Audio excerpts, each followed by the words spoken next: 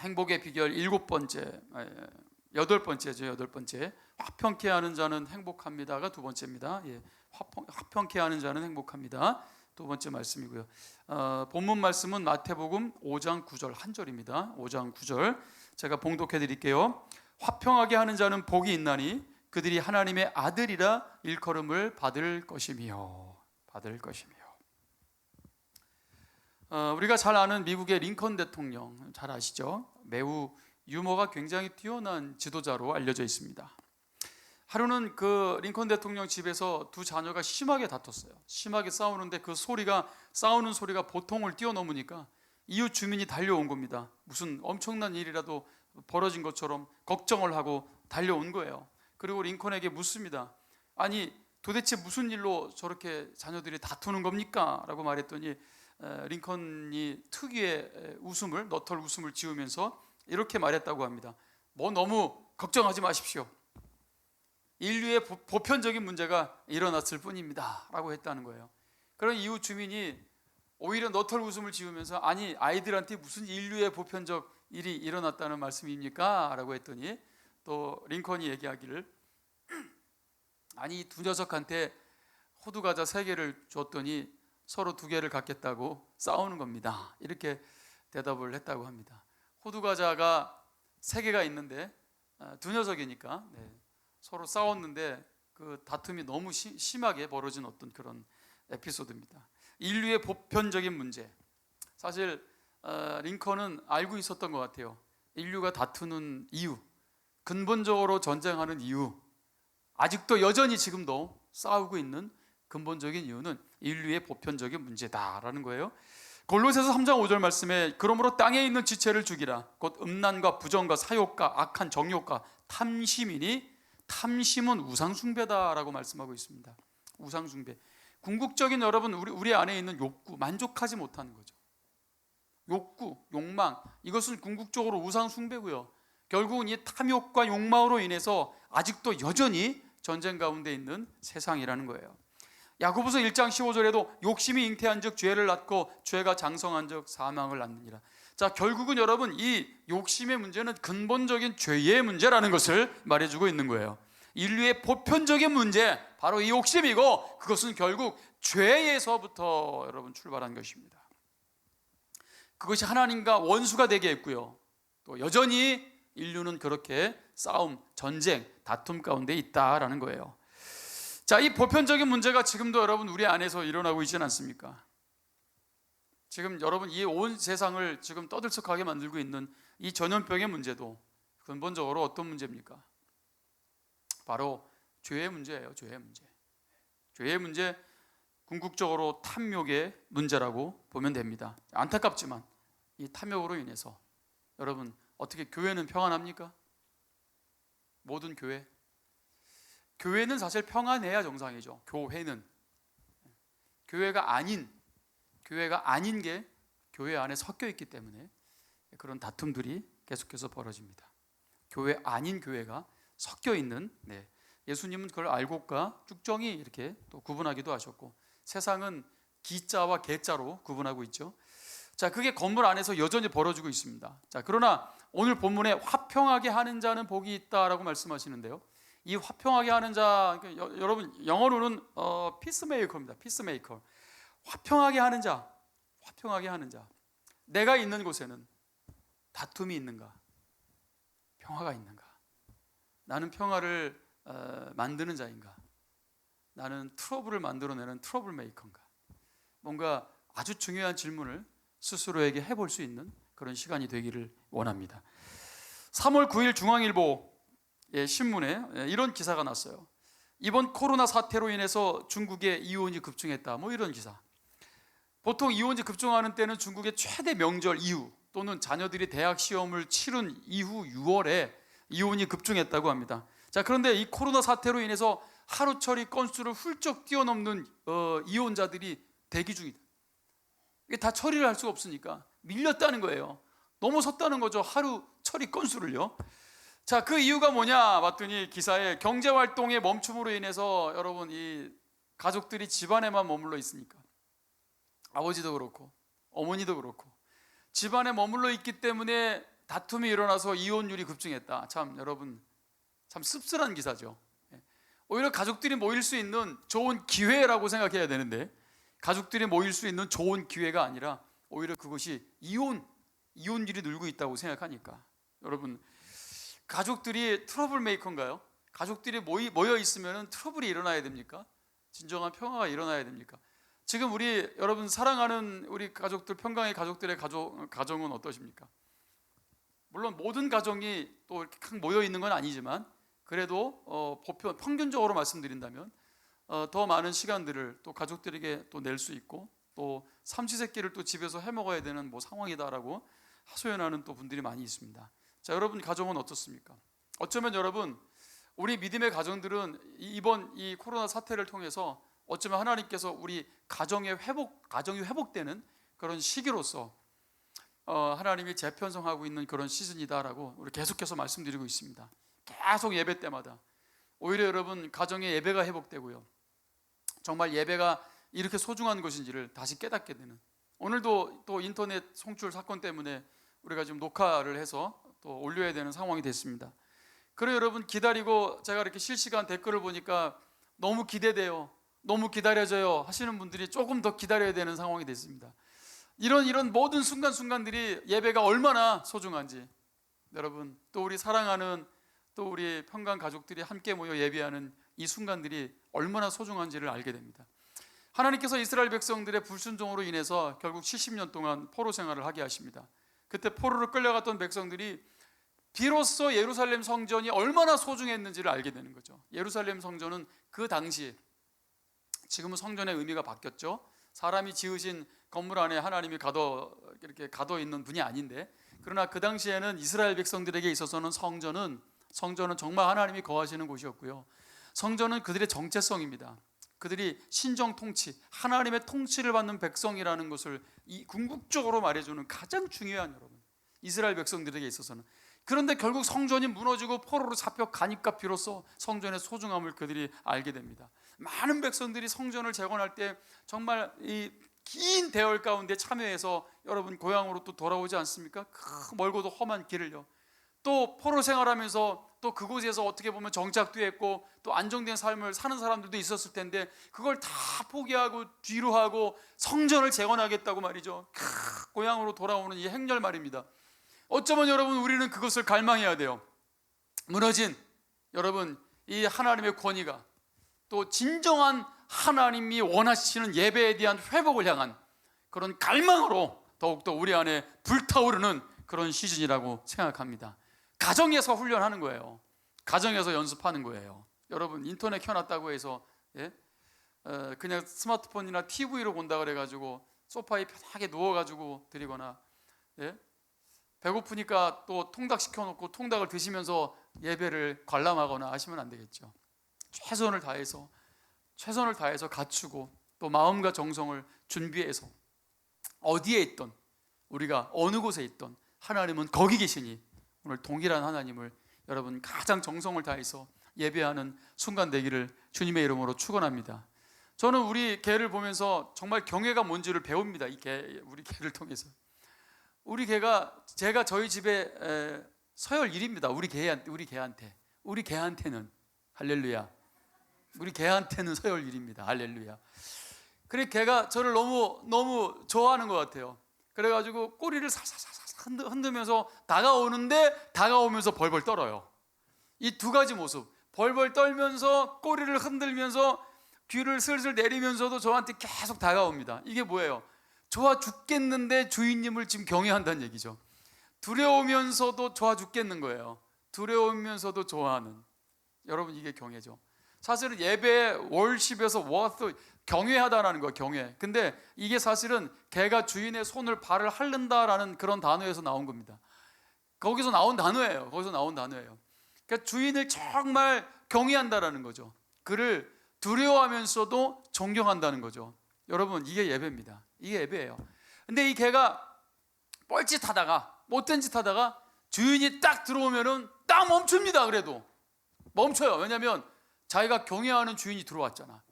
그러니까 못된 짓 하다가 딱 멈추고 꼬리를 내리고 꼼짝 못합니다. 벌벌 떨면서. 여러분 이게 경외예요. 자, 여러분, 우리는 무서워하지 않기 때문에 갑자기 들어닥쳤을 때 개가 주인을 봤을 때 멈추지만, 여러분, 하나님은 어디든지 동일하게 살아계시는 분이세요. 아멘입니까? 하나님은 영이세요. 우주 만물에 충만하신 분이십니다. 여러분, 인간이 이 하나님을 떠남으로 인해서 죽음이 찾아왔고, 그게 타락입니다. 죽은 거예요. 하나님은 어디든지 계시면서도 불구하고 그들은 범죄함으로 여러분 숨어버렸어요. 숨었습니다. 숯불 사이에 숨어버린 그 인간의 본성은 여전히 자꾸 뭔가 자기 눈만 가려도 하나님이 자기를 안 보실 것 같다라는 착각 속에 빠진다는 거죠. 여러분 가정에서도 하나님을 경외함으로 예배하시기를 주님의 이름으로 축원합니다. 하나님은 살아계세요. 그럼에도 불구하고 우리는 모이는 예배를 갈망해야 됩니다. 마지막 때 모이기를 패하는 어떤 자들처럼 해서는 안 된다는 거죠. 우리의 모임은 교제고, 우리의 모임은 훈련이고, 우리의 모임은 나눔이고, 우리의 모임을 통해서 우리는 더욱 성장하고, 우리는 그렇게 굳건한 몸을 이룸으로써 진정한 가족 공동체를 배우게 되는 겁니다. 그래서 여러분, 우리의 모임은 소중합니다. 흩어질 때도 있고, 그러나 반드시 모여야 하는 이유가 있다라는 거예요. 자, 오늘 본문에 화평케 하는 자, 화평케 하는 자, 에이레노 포이오스라는 단어를 쓰고 있습니다. 하나님이 주신 평강을 이 땅에 실현할 때, 그거를 여러분 에이레네, 이거는 샬롬에서, 구약의 샬롬에서 나온 더 완성되는 단어가 바로 에이레네입니다. 에이레네. 자, 그게 평강이라고 말씀드렸죠. 자, 여러분, 근데 이 평강은 예수 그리스도께서는 나의 평강이라고 말씀하셨는데, 세상에도 이 평화 기구들이 있잖아요. 국제평화기구, 국제연합, 유엔이 있고, 또 국제연맹이 있고, 또 뭐 세계보건기구, 뭐 WHO 뭐 등등 있습니다. 자, 그런데 마틴 로이드 존스 목사님이 그의 설교에서 이런 얘기를 했어요. 세계 평화 기구들은 실패했다. 이렇게 당당하게 말씀하셨어요. 실패했다는 거죠. 자, 그 이유가 뭡니까? 세계 평화 기구들을 통해서 평화가 오지 않았기 때문에, 진정한 평화가 오지 않았기 때문에. 그 이유는 세상의 평화, 진정한 평강, 예수님 안에 있는 샬롬과 근본적으로 다르기 때문입니다. 자, 우리가 다시 평강을 좀 복습해야 될 필요가 있습니다. 여러분, 요한복음 14장 27절에 나의 평강, 나의 평안, 나의 에이레네, 샬롬의 샬롬, 너희에게 주노라. 내가 너희에게 주는 것은 세상이 주는 것과 같지 않다는 거예요. 다르다는 거죠. 그래서 복음이 배타적이라고 욕먹는 거예요. 왜냐하면 예수님만 줄 수 있는 샬롬이기 때문입니다. 국제평화기구가 주는 게 아니에요. 그렇다고 제가 국제평화기구 다 필요 없다, 뭐 살아, 이런 얘기를 하는 게 아닙니다. 어떻게 보면 노력이죠. 하나님의 성품으로 비롯된, 또 여러분 인간들의 근본적인 노력일 수 있어요. 그러나 그것이 예수 그리스도를 통해서 완성되고 이루어질 수 있다는 거죠.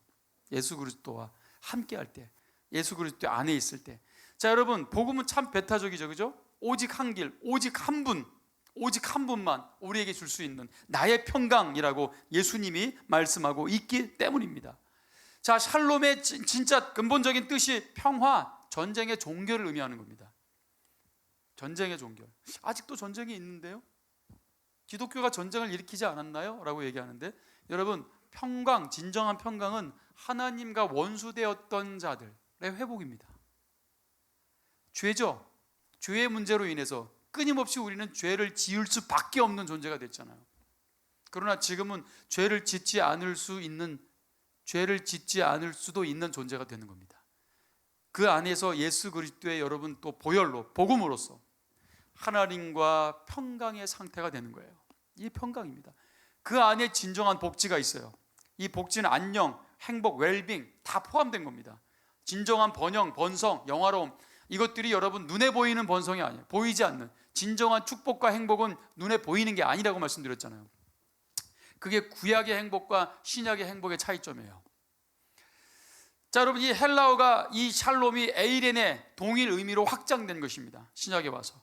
자, 그리고 요한복음 20장 19절에 안식구 첫날 여러분 예수님이 십자가에 달려 돌아가신 이후에 아직 여러분 부활하신 예수님을 만나지 못한 제자들, 두려워 떨고 문을 꽁꽁 닫고 있는 그 제자들에게 예수님이 찾아오십니다. 문을 닫았다 이거예요. 모인 곳에 문이 닫혔다. 자, 두려움 가운데 가려진, 숨어 있는 어떤 그런 표현입니다. 굳건히 닫혔다는 거죠. 자, 그런데 예수님이 문도 열지 않고 들어오십니다. 오셔서 서서 이르시되, 예수님이 선포하신 게 바로 너희에게 평강이 있을지어다 라고 말씀하신 겁니다. 그들이 가장 두려움에 떨고 있을 때요. 그리고 26절에도 여드레를 지나서 제자들이 다시 집안에 있을 때 도마도 함께 있고 또 동일하게 문들이 닫혀 있습니다. 여전히 그들은 두려워 떨고 있습니다. 그런 가운데 오셔서 주님 말씀하세요. 너희에게 평강이 있을지어다. 이 평강은 로마서 5장 10절에 우리가 원수 되었을 때, 자, 원수된 하나님과 우리는 원수였습니다. 적극적으로 원수였어요. 하나님을 대항하는, 죄를 범할 수밖에 없는, 언제로 인해서 자범죄로 이어질 수밖에 없는 거예요. 여러분, 그 전쟁, 원수가 하나님과 싸우는 그 원수 되었을 때 아들의 죽으심으로 말미암아 하나님과 샬롬, 화목하게 되었다는 겁니다. 오직 복음만이 우리에게 평강을 가져다 줄 수 있어요. 평강의 옷을 입혀줄 수 있는 겁니다. 자, 그런데 여러분, 우리가 왜 평강을 잃어버렸는가? 이사야 48장 18절에 네가 나의 명령에 주의하였더라면 네 평강이 강과 같았겠고 내게 강 같은 평강을 잃어버렸다는 거예요. 네 공의가 바다 물결 같았으며 내게 강 같은, 바다 같은 공의를 잃어버렸다는 겁니다. 뭐 때문에요? 불순종 때문에. 인간은 그렇게 죄의 노예가 돼버린 겁니다. 창세기 4장 7절에 보면 아주 중요한 말씀이 기록되어 있습니다. 죄를 범한 인간의 상태를 보여주고 있는 굉장히 중요한 구절이 창세기 4장 7절 보시면, 네가 선을 행하면, 바로 여기서 너는 가인이에요. 네가 선을 행하면 어찌 낯을 들지 못하겠느냐? 선을 행하지 아니하면 죄가 문에 엎드려 있느니라. 죄가 너를 원하나 너는 죄를 다스릴지니라. 이 말씀이에요. 굉장히 중요합니다. 죄가 문에 엎드려 있다는 게 뭐냐면, 정말 여러분, 이 굶주린 사자가 문만 열리기만 하면 잡아먹으려고 준비하고 있는 거예요. 그래서 사람은 죄의 노예가 돼서 그 문을 열 수 없는 상태가 된 겁니다. 죄에게 사로잡혀서 문을 열고 나갈 수가 없는, 즉 갇힌 상태가 되었다는 거예요. 죄로 인해서 갇힌 상태. 죄가 너를 원한다는 거죠. 그리고 너는 죄를 다스려야 된다는 거죠. 그런데 그 다스릴 힘을 잃었다는 겁니다. 그래서 완전히 죄의 노예가 되어버렸다는 거예요. 그렇게 노예로 전락되어 버렸다. 하나님의 경고가 있었음에도 불구하고, 이것은 사실 가인이 아벨을 돌로 쳐 죽이기 전에 하나님이 주신 말씀이에요. 그런데 그의 계속되는 적극적인 행위를 통해서 그가 정말 죄의 노예고, 그는 죄를 다스리는 게 아니라 죄가 그를 지배하고 있다는 걸 보여주고 있죠. 하나님이 경고하셨음에도 불구하고 그는 돌아설 수 없습니다. 여러분, 이게 죄의 폭풍이에요. 완전히 죄의 폭풍 속에 빠져버린 겁니다. 헤어나올 수 없는. 자, 여러분, 그런데 여러분, 여기서 또 중요합니다. 가인은 하나님을 아는 사람이에요, 모르는 사람이에요? 가인이 하나님께 예배하는 행위를 했어요, 안 했어요? 아벨과 함께 예배의 행위가 있습니다. 자, 물론 우리는 그 알물 진정한 알미라고 말하지 않습니다만은, 나름대로 여러분 하나님을 안다고 하는 사람들이 교회 나오잖아요. 그리고 예배 행위를 하고 있잖아요. 하나님 모든 예배를 다 받으시는 건가요? 하나님이 받지 않는 예배도 있다는 거죠. 하나님은요, 알곡의 예배만 받습니다. 하나님은 섞여 있는 축정의 예배를 받지 않습니다. 자, 이렇게 얘기하면은 이제 가인들이 막 들고 일어나겠죠? 너나 예배 드려라. 그러면은 니나 알곡해라. 그래, 나 축정이다. 그게 딱 가인의 태도인데, 사실은 여러분, 진리가 드러날 때 우리의 자세는요, 하나님을 두려워해야죠. 겸손해야죠. 기회를 주시면. 그런데 그래도 가인 같은 존재들이 있고 또 가룟 유다 같은 존재들이 있기 때문에 참 씁쓸합니다. 절대로 회개하지 못하고 돌아설 수 없는 자들이 있다는 거죠. 우리는 몰라요, 그들이 어떤 자들인지. 하나님만 아십니다. 그리고 마지막 때 다 드러나겠죠. 그러나 여러분, 평강교회 하나님이 기회 주실 때 회개하고 겸손과 정직함으로 진정한 예배자로 돌이켜지는 일들이 있기를 바라고요. 어쩌면 여러분, 이런 전 세계에서 벌어지고 있는 이 위기, 이 사태는 하나님이 우리에게 기회를 주시는 순간 아니겠어요? 다시 돌이키기를 원하시는, 하나님이 촛대를 옮기시기 이전에 빨리 교회가 다시 교회되는, 또 하나님이 하나님 되는, 예배가 예배되는 그런 회복이 있기를 주님의 이름으로 축원합니다. 창세기 4장 17절에 가인이 성을 쌓고 그의 아들의 이름으로 성을 이름하여 에녹이라 했습니다. 가인은 계속해서 죄의 노예임을 보여줍니다. 그의 죄는 적극적입니다. 성을 쌓습니다. 가인의 도성, 성을 쌓는다는 게 뭐예요? 벽을 쌓는 거예요. 성벽을 의미합니다. 또 이것은 시티, 도시, 하나의 제도이기도 하죠. 자, 그런데 여러분, 가인의 도성은 하나님이 없는 무신론의 도성이었다는 거예요. 하나님이 없을 수는 없지만 그들의 마음 가운데는 하나님이 없습니다. 한마디로 그것은 담이에요. 담. 어쩌면 여러분, 담은 하나님이 먼저 쌓으셨는데 에덴을 쫓겨나면 나무로 인해서 에덴에 다시 들어가지 못하도록, 생명나무를 따먹지 못하도록 지키셨다는 거죠. 담입니다. 담이 쌓인 거예요. 절대로 우리가 그 담을 허물 수 없는데, 우리 힘으로. 자, 그런데 여러분, 재밌습니다. 인간도 도성을 쌓습니다. 쌓았다는 거예요. 하나님 없는 도시를 만들었다는 거예요. 하나님 없는 도시. 그들이 하나님을 밀어내고 있는 겁니다. 아주 적극적으로 하나님을 대항하고 있는 거예요. 성을 쌓음으로 말미암아. 그렇게 최초의 도성은 하나님 없는 도성으로 시작됐다는 거죠. 그래서 여러분, 이제 우리의 이 도시가 회복되어야 하는 게 굉장히 중요합니다. 이 도시의 교회들이 계속해서 세워지고 있잖아요. 여러분, 이 도시 가운데 하나님 없는, 또 하나님을 경외하지 않음이 떠나가고요, 하나님을 경외함으로 다시 회복되는 도시가 되기 위하여 우리가 이 도시에 파송된 자들이라는 것을 잊지 않게 되기를 축원합니다. 자, 막힌 담, 막혔다.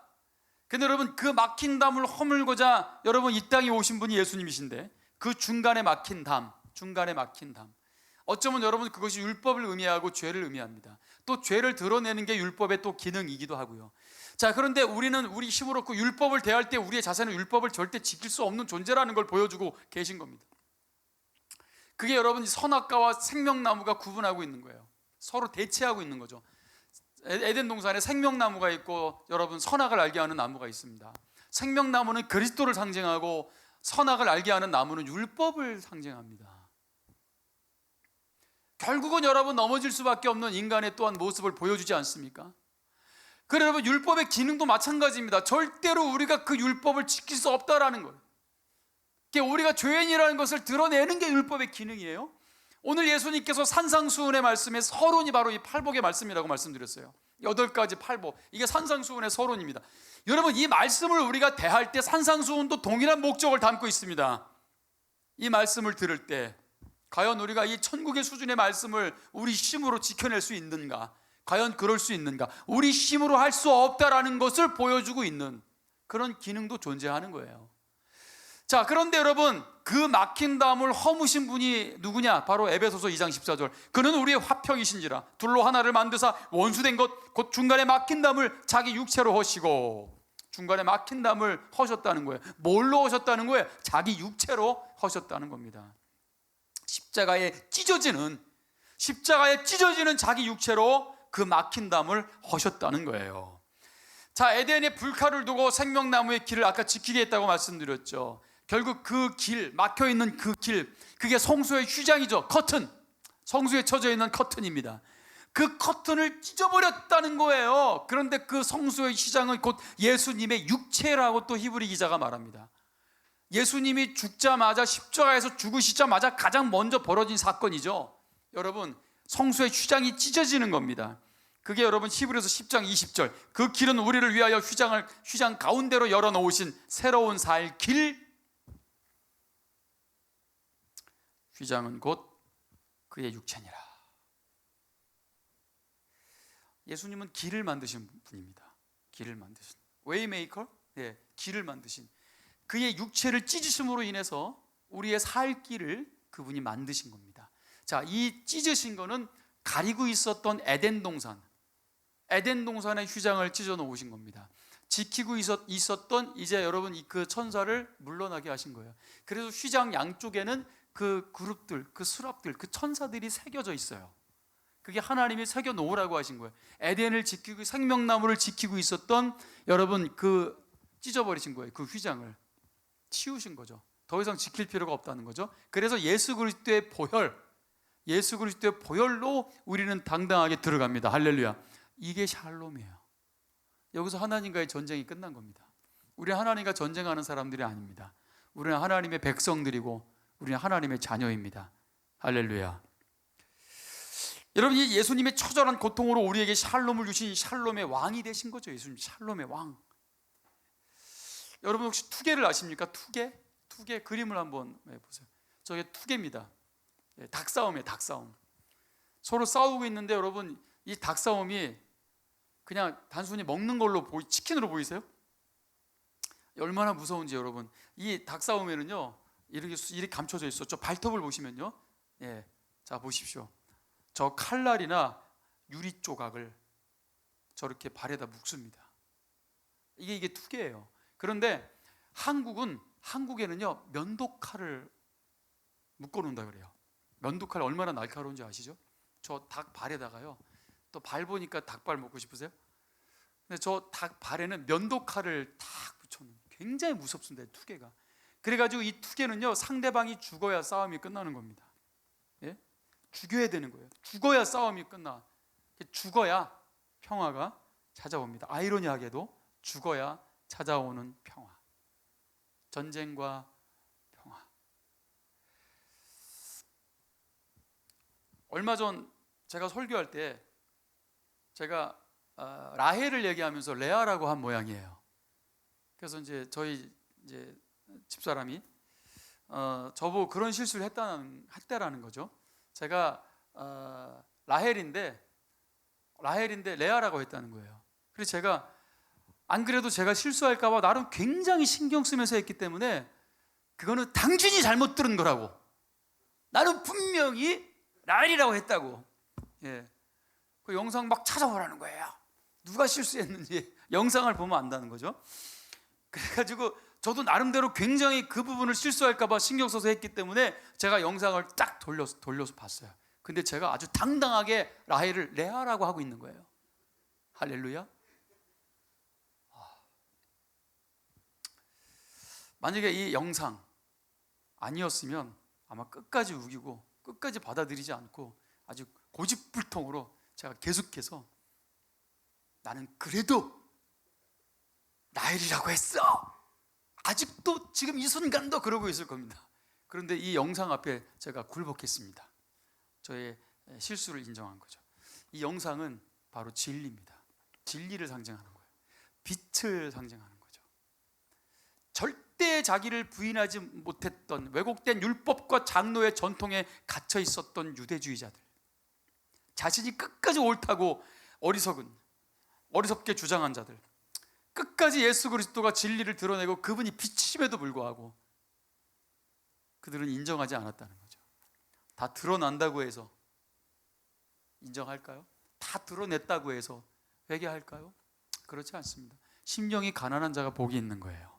애통하는 자가 복이 있는 겁니다. 구원받은 강도와 구원받지 못한 강도도 그렇게 분류됐습니다.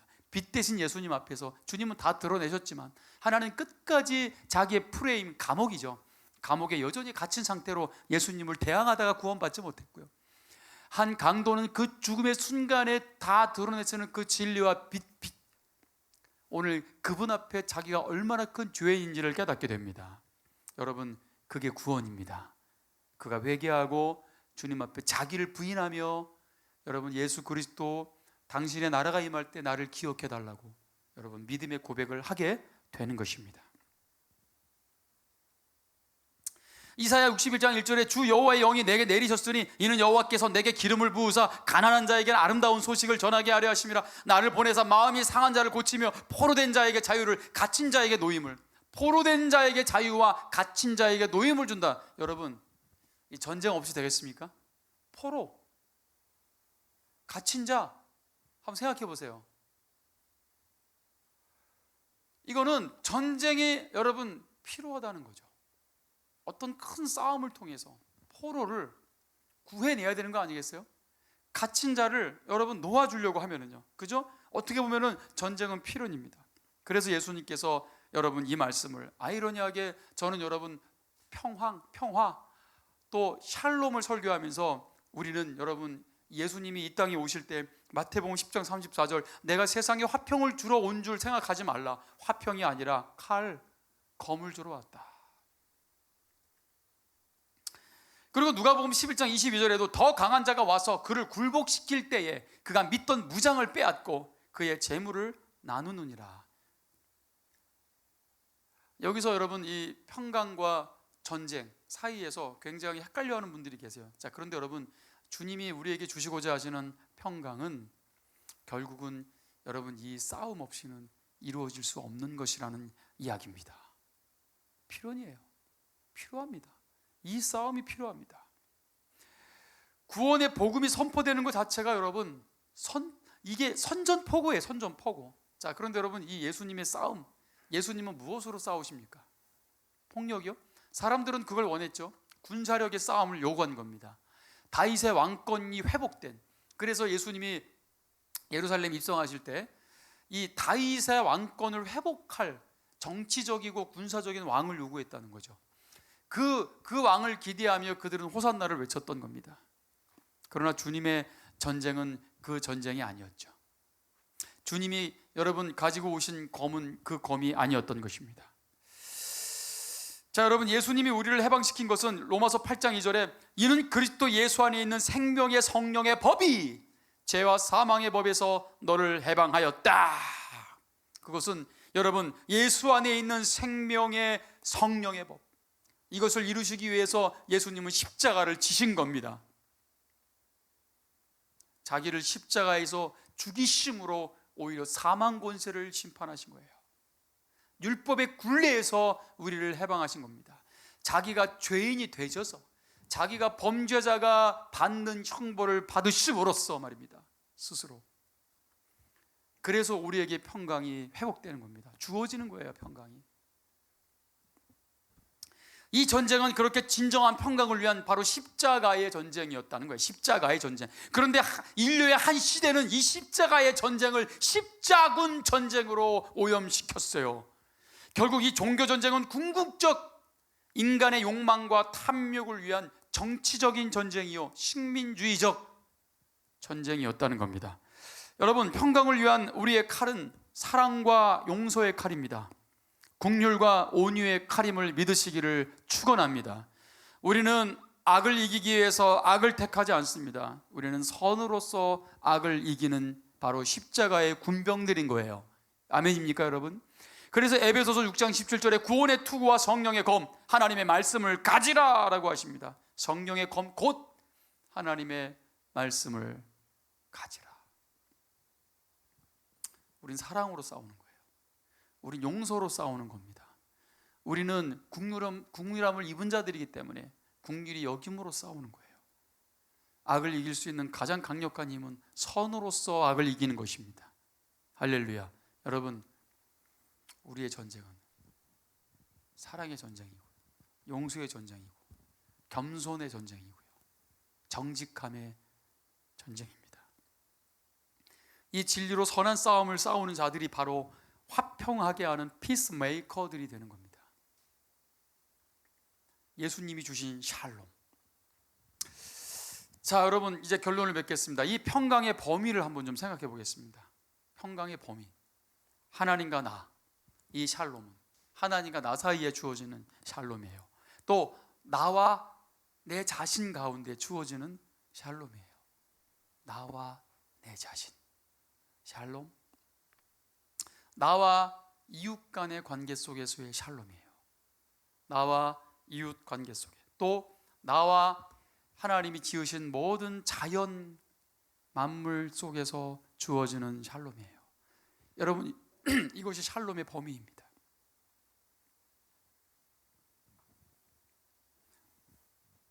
다시 한번 말씀드리겠습니다. 에베소서 2장 14절. 그는 우리의 화평이신지라 둘로 하나를 만드사 원수된 것 곧 중간에 막힌 담을 자기 육체로 허시고. 육체로 허물어진 막힌 담을 또다시 쌓고 있으면 안 되겠죠. 저는 제가 담임 목사가 되면은 교회 담을 허무는 게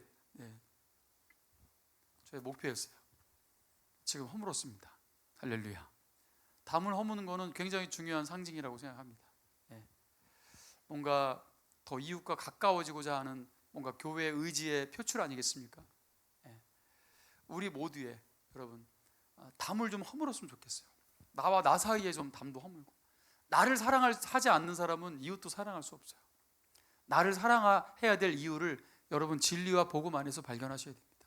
내가 얼마나 사랑스러운 존재인지. 할렐루야. 네. 먼저 나를 좀 쓰다듬어 주시고, 또 옆에 있는 사람들도 쓰다듬어 주시고, 사랑해 축복해 해주시고, 또 옆에 있는 사람도 사랑해 축복해 해주세요. 지금 해주세요. 시작. 사랑해, 나를 사랑해. 복음 때문에, 진리 때문에. 여러분 자기하고도 화해가 안 되는데, 불편하잖아요. 자기하고 화해가 안 되는데 누구하고 화해를 하겠어요? 여러분, 하나님은 나를 용서하셨는데, 어떤 분들은 그래요. 하나님이 나를 용서하셨는지는 알겠다는 거예요, 이론적으로. 근데 자기가 자기를 용서 못하겠다는 거야. 그럼 뭐예요? 네가 하나님 해야지. 네가 하나님 해. 하나님이 널 용서하셨는데 너가 너를 용서 못하겠다. 이건 뭐예요? 자기의 권위가 하나님보다 높다라는 것을 보여주고 있잖아요. 이게 얼마나 큰 교만인지를 알아야 합니다. 물론 여러분, 우리 안에 더 아직 여전히 죄를 짓고 있다면, 여전히 죄 가운데 있다면 회개가 필요하겠죠. 무조건적으로 사랑 타령하라는 얘기는 아니에요.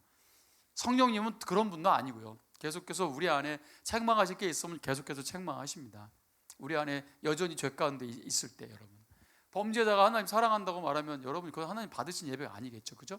우리가 회개를 계속해서 더 적극적으로 해야 된다면 회개를 해야 되겠죠. 그러나 그 회개는 결국 하늘 문을 열고, 그 회개는 결국 우리를 하나님의 샬롬으로 인도하게 되는 것입니다.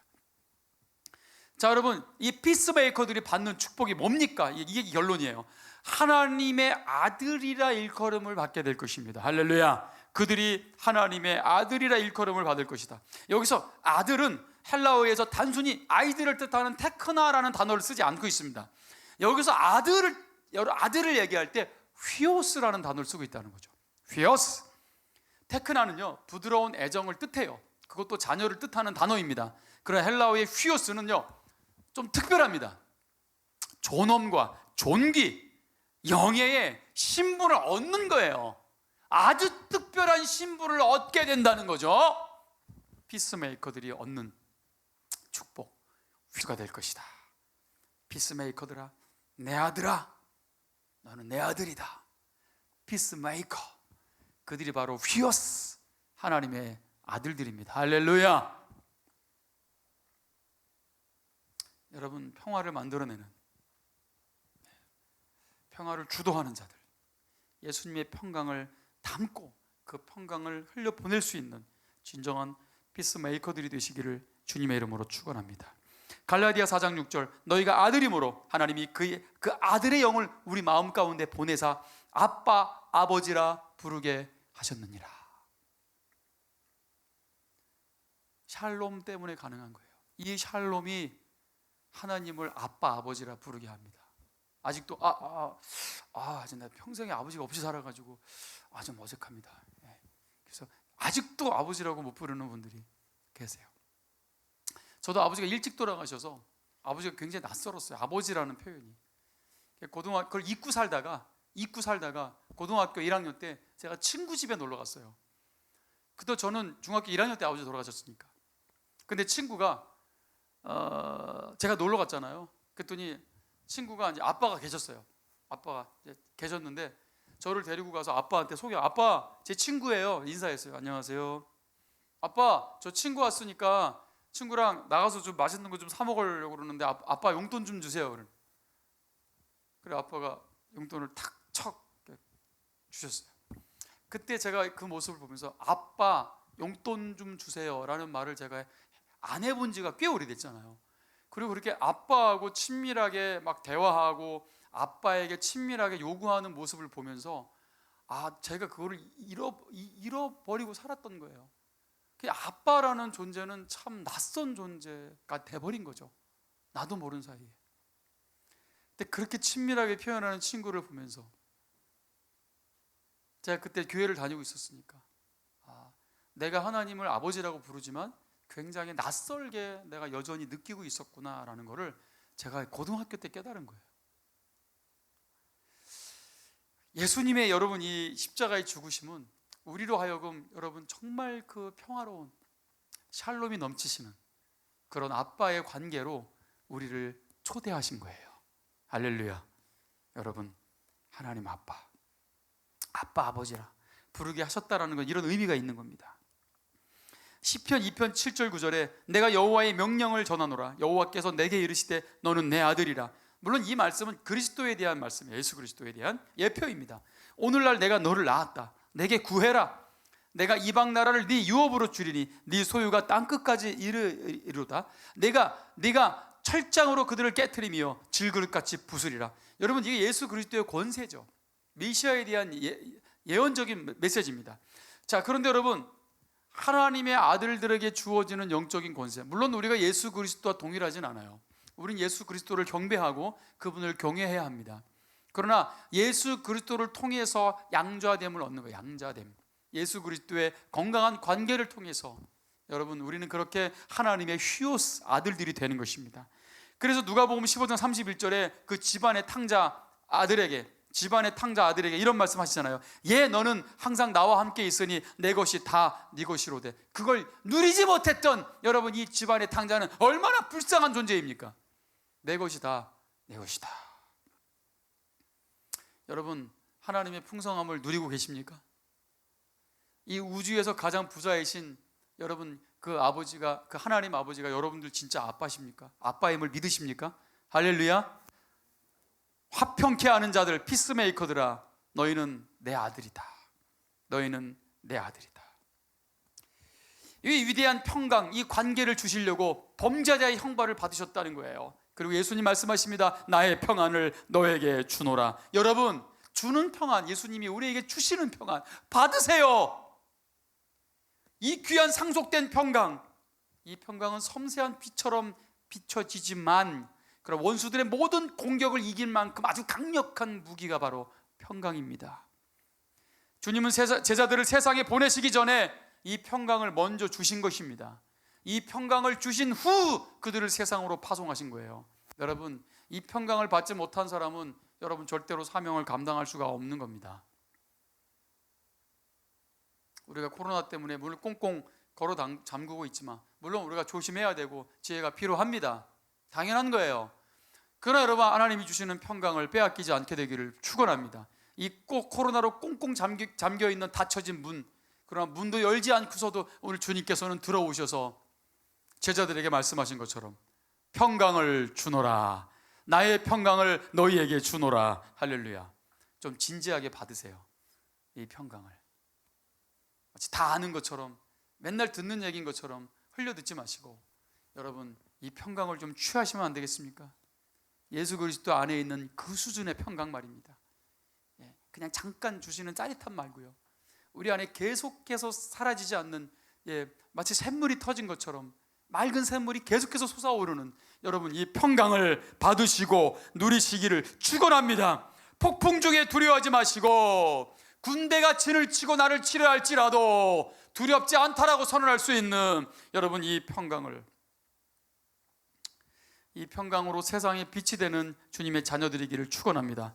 또한 여러분, 전염병이 이렇게 세상을 덮을 때 피스메이커들을 어떻게 반응해야 됩니까? 주님의 얼굴을 구하고 주님의 긍휼을 구해야 될 때입니다. 이것이 바로 진정으로 세상의 화평을 돕는 것입니다.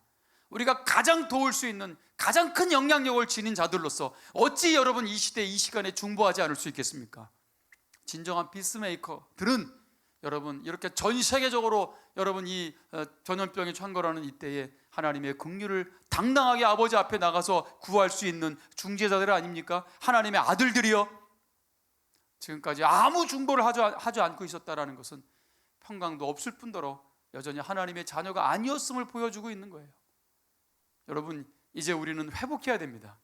평강을 회복하고 주님의 자녀들임을 회복하고 진정한 이 땅에 여러분 영적인 또 여러분 이 중보자들이라는 것을 믿고요, 여러분 다시 기도의 자리로 나아가시게 되기를 주님의 이름으로 축원합니다.